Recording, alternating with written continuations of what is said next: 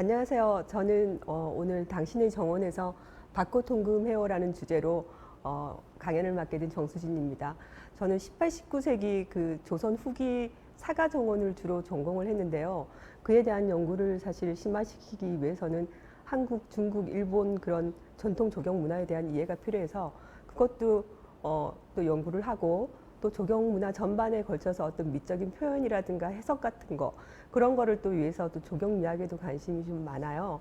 그래서 당신의 정원이라고 했는데 사실 여러분들 이 당신이 여러분들을 말하는 거거든요. 그래서 여러분들은 난 정원이 없는데라고 생각할지 모르지만 사실은 저와 이제 제 강연을 듣다 보면 내게도 정원이 있었구나라고 알 수 있게 됐지 않나라고 생각을 합니다. 그래서 이제 본 강연을 시작을 할게요.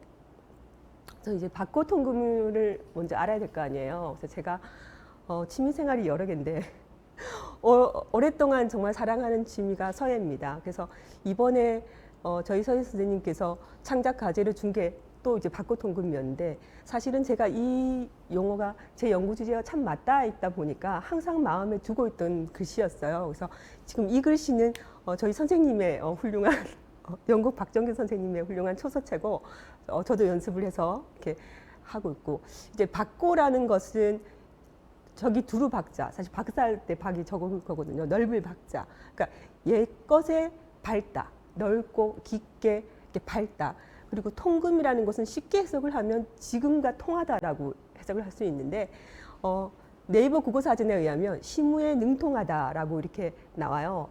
그러면 그 시무가 무엇인가 하면 그 시대에 중요하게 다루어야 할 일. 그럼 우리가 오늘 주제가 정원이니까 박고해야 될 대상도 옛 정원, 그 조선시대 정원을 제가 연구했던 것을 들으려고 하고요. 그래서 그 옛 정원에서의 그런 조경 문화를 이해를 해서 지금 우리에게 중요하게 다뤄야 할 일이 뭘까를 저는 생각해 볼 때 저는 쉬는 노력하기라고 생각해요. 우리에게 사실 쉬는 게 필요하다. 저는 사실 많은 분들이 그렇게 뭐 쉰다고 생각하겠지만 사실 되돌아서 생각해 보면 그게 정말 쉬는 게 아닐 수도 있다고 저는 생각을 하거든요. 그래서 우리에게 당신의 정원에서 옛 선인들의 그런 정원 문화를 넓고 깊게 알아서 내가 나의 정원에서 한번 그거를 체험해보고 경험해보고 하면서 쉬는 것 그것을 이제 오늘 강연에서 다루고자 합니다. 그러면은 옛분들도 이렇게 쉬는 것을 어떻게 생각했나? 이렇게 긴수작과 한수작이라는 용어가 있어요. 그래서 이 긴수작이라는 긴자는 긴박하다고 이제 한자는 한가하다인데 수작이라는 용어는 수는 이제 주인이 잔을 이제 들어서 객에게 대접하는 거고 작은 객이 주인에게 또 잔을 올려서 그러니까 주거니 받거니 하는 거예요. 원래 give and take잖아요. 주인이 먼저 줘야 되잖아요. 그래서 이렇게 긴요함에도 주거니 받거니가 있어야 되고 한가함에도 주거니 받거니가 있어야 되는데 사실 이 태계 이양 선생님이 긴수작 한수작에 대해서 말씀하신 게 있어요. 그래서 선생님께서 유학자들은 이 긴수작이라는 것은 유학자에게 긴수작은 공부예요. 학문을 닦는 거. 그리고 이제 한수작이라는 그 외의 활동, 여가 활동이라고 쉽게 생각하면 되는데 원래 인간이 호모 루데누스잖아요. 사실은 우리 사실 생계 활동 외에는 놀아도 되잖아. 근데 우리 막 놀지 못하고 계속 생계만 하잖아요. 그래서 이양 선생님께서 유학 공자 선생님도 공자의 제자들도 공자 선생님의 말씀 중에 긴수작한 부분과 한수작한 부분, 그러니까 정밀하고 세심한 부분과 또 얕고 또 거친 부분을 다 섞어서 이렇게 논에 실었다. 마치 드라마를 볼 때 아주 긴박한 장면만 나오면 우리가 어떻게 봐요? 전쟁 영화인데 맨날 전쟁만 하면 그거 어떻게 봐요? 그러니까 그렇게 말고 좀 한가한 평화 타임도 나오잖아요. 그래야지 이제 한 편의 드라마가 잘 되듯이 이 유학자의 이 유자의 생활에 있어서도 긴수작처와 한수작처가 절묘하게 이렇게 이루어질 때 이제 삶이 좋다라고 이렇게 말씀하신 바가 있어요. 그래서 이 그림은 백거이가 지상편이라는 글을 썼는데 이제 은거해서 은이란 삶을 사는 거를 이제 바라면서 쓴 글이에요. 그 백거의 글을 읽고 이제 광세양께서 이제 그림을 그리신 거예요. 자기 상상에서. 그러니까 이 그림에 보면은 막 학도 나오고 여기 막 학이 나와요. 학이 나온다라는 거는 어떤 신선, 그죠? 신선이를 내가 신선이 된 건 같은 거지. 사실은 이 학 나오면 이게 도교랑 좀 연관될 수 있는데 그런 것과 또 주인은 여기 앉아 있고 그래서 괴석도 큰 게 있고 한 거 보면은 이게 이제 중국 정원을 나름 묘사하려고 한 것 같아요. 사실 조선에는 이 정도로 큰 이런 괴석이 없죠. 우리는 그냥 괴석이 작아서 그냥 이게 석분, 돌로 된 분에다가 괴석을 그냥 심어서, 석분에다가 심어서 감상하는 정도인데 중국은 정말 태호석이 그 태호에 많으니까 그걸 캐내가지고 막 운반을 해서 막 장식을 하고 정말 화려한 조경 문화를 이뤘잖아요. 그래서 이제 그랬던 거를 이제 한번 그린 거세요.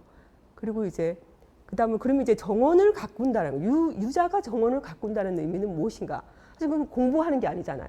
한수작체잖아요. 그럼 한수작체에 얼마만큼 들어가야 되느냐. 그래서 이 벽이 없으면 그 사람은 버림받은 자이다라고 이제 박제가가 말을 했는데 박제가의 그 백화보서라는 글에 나와요. 백화보서에 보면 꽃을 좋아하는 김군이 하루 종일 누워서 꽃만 바라본다. 근데 그런 사람은 사실은 사람들은 미쳤다고 하지만 김군은 미친 게 아니다. 내가 볼 때 그 사람은 병을 가진 사람들. 벽이라는 건 어떤 편벽된 병. 어디 요즘 말로 치면은 뭐 이렇게 뭐 오타쿠 이런 거 있잖아. 덕질한다. 이런 건데 벽을 가진 사람만이 세상을 개척할 수 있다. 새로운 거를 만들어낼 수 있다라고 아주 그냥 박제가는 힘있게 주장을 해요. 근데 그 벽 중에 이제 화벽, 꽃을 좋아하는 그 화벽을 다산 선생님께서도 그 화벽이 있었어요.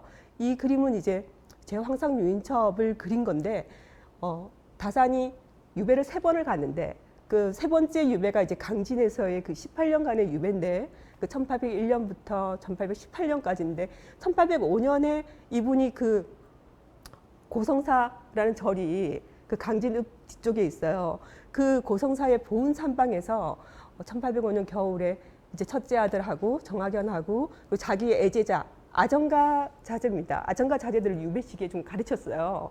그래서 그 이제 제자 중에 정말 이 황상이라는 분을 사랑을 해서 치원이라는 치자꽃을 너는 좋아하니까 치원이라고 해라. 해서 호도 주시고 했는데 그 이제 그 겨울에 황상이 물었어요. 선생님 그러면은 저 은자의 유자의 거처는 어떠해야 합니까? 왜냐하면 이 거처라는 것이 물질적인 환경이 사람에게 많은 영향을 미치거든요. 실제적으로. 그래서 우리가 사실 조경도 하고 건축도 하고 막 그런 거 아니겠어요? 막 철학만 하는 게 아니고.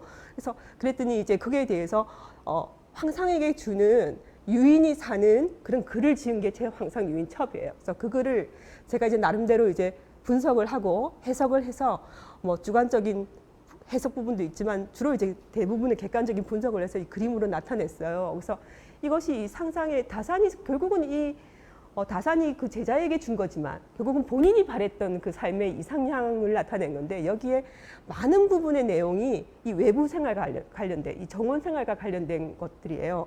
그래서 이제 그걸 그렸습니다. 여기 보면은 이제 자기 이 집이 중간에 있고요. 한 3칸짜리 초가 집이 있으면 그 뒤에는 이제 잠실이 있고 집 앞에는 향장이라서 낮은 이런 담장을 둘러가지고 그 앞에 이제 꽃을 심은 화분을 많이 놓는데 그 중에 꽃이 이제 뭐 백목련 뭐 여러 개를 심는데 국화는 48종을 심어라. 그러니까 48분도 아니고 48종. 그래서 이 당시에 조선 후기 이 당시에 이 한양에서는 이 국화에 대한 벽이 막 커가지고 국화에 대한 사치가 엄청 심했어요. 그러니까 좀 특이하고 괴이한 국화 분 하나에 거의 한양 내에 큰 뭐 대골 같은 그런 기와집 한 채와 맞먹을 정도로 국화 분 하나가 그 정도로 이제 국화에 대한 선호가 많던 시기였는데 다산은 원래부터가 이렇게 국화의 여러 가지 품성을 이렇게 잘 알다 보니까 그거 있잖아요. 지지자보다는 호지자가 낫고 호지자보다는 낙지자가 낫다고 이제 즐기는 단계까지 돼가지고 48종을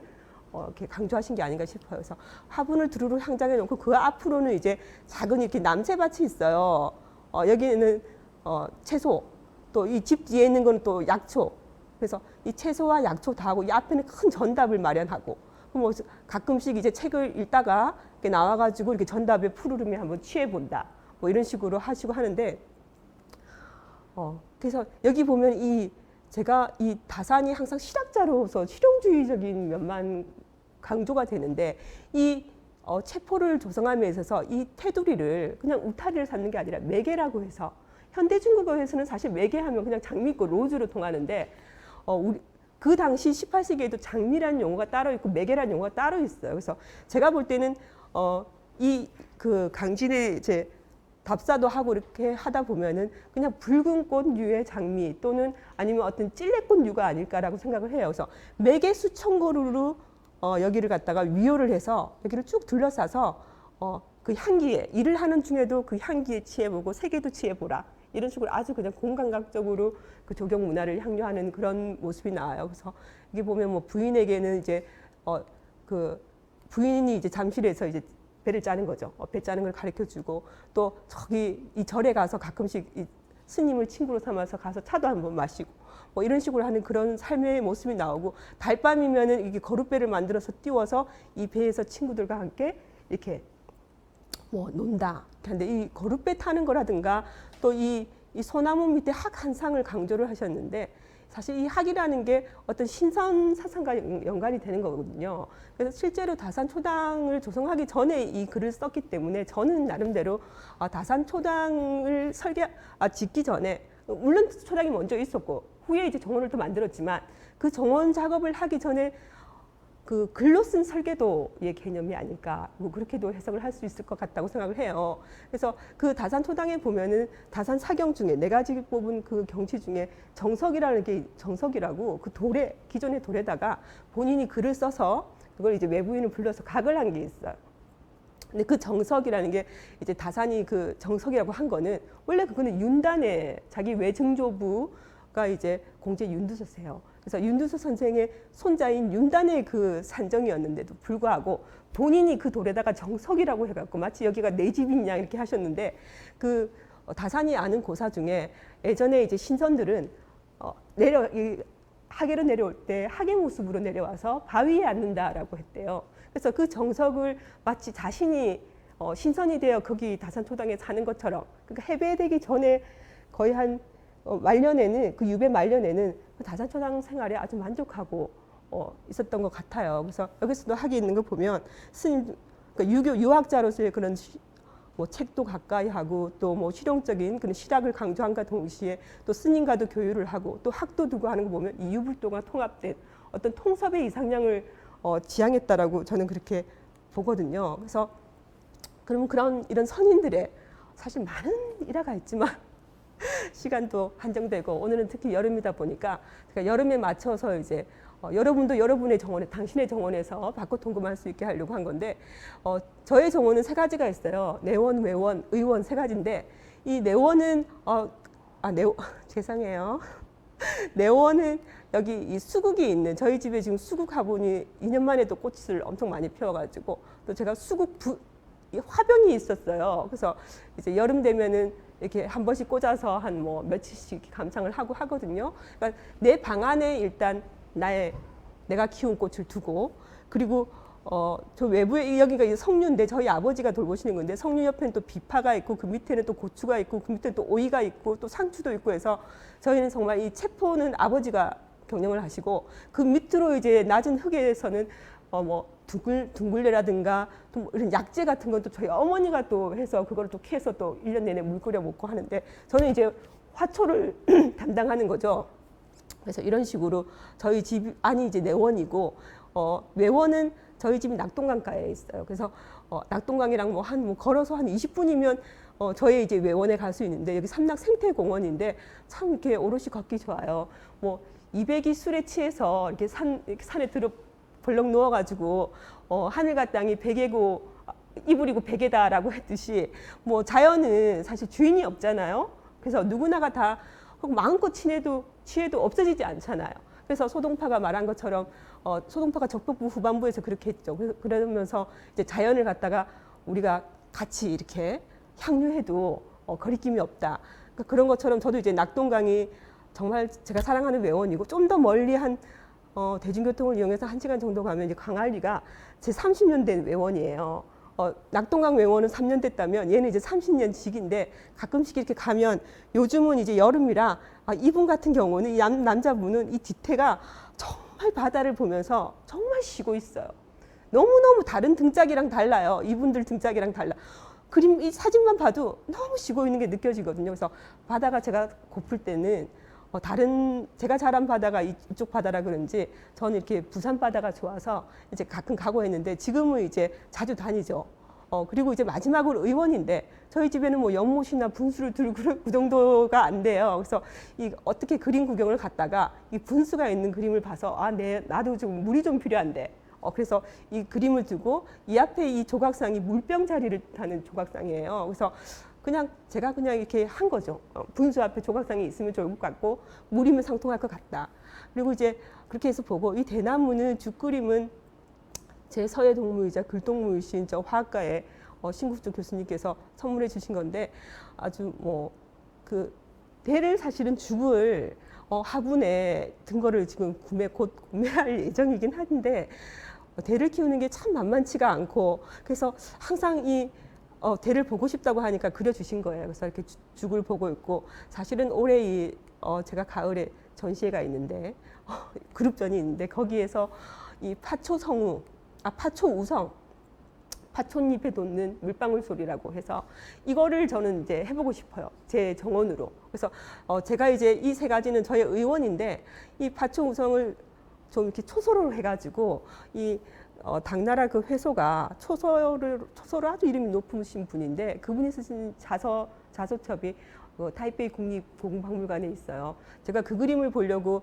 가을에는 좀 비도 안 오고 맑아서 서화가 좀 이렇게 전시가 많이 된다고 해서 가을에도 가보고 했는데 절대 전시를 안 하더라고요. 그래서 제 평생 그 소원 중에 하나가 그 회소의 자소첩을 실제로 보는 건데 그 회소가 종이 살 돈이 없어가지고 그 자기 집 마당에 전부 파초를 심어갖고 그 파초에다 글씨를 그렇게 연습을 많이 했대요. 그래서 저도 이제 제가 해소를 너무 또 사랑하니까 그래서 그 파초에 대한 인연이 있고 또 그 파초잎에 도는 물방울 소리도 듣고 싶어서 제가 이걸 글로 써서 족자로 만들어서 제 집에 한번 두고 여름마다 한번 걸려고 하고 있어요. 그래서 제가 이제 향유하는 정원이 이런 정원이에요.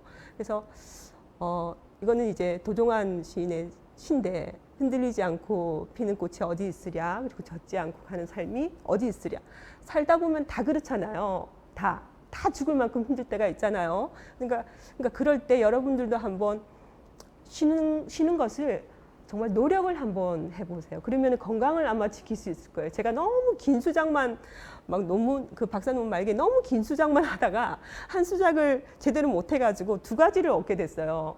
하나는 학위를 얻었고 하나는 병을 얻었어요. 그 병이 이제 편측안면경련인데 막 눈이 떨리고 첫 번째, 두 번째는 입꼬리가 올라가고 세 번째 목이 돌아가서 목 돌아가기 전 단계까지 가서 막 신경과 한의원 이틀에 한 번씩 막 다니면서 막 연구 대상을 잘 골라야 되는데 내가 다산 선생님을 골라서 다산 선생님의 그 아픔을 나도 오롯이 다 가져가는구나 막 그랬거든요. 그래서 이럴 때 이제 지금 제가 많이 치유가 됐어요. 엄청 많이 나았는데 그게 이제 저의 그 정원에서의 경험이 참 많은 도움을 주고 있는 것 같아요. 그래서 여러분도 한번 그렇게 해서 긴 수작과 한 수작을 어울러서 조화로운 삶을 한번 살아보시기 바랍니다. 감사합니다.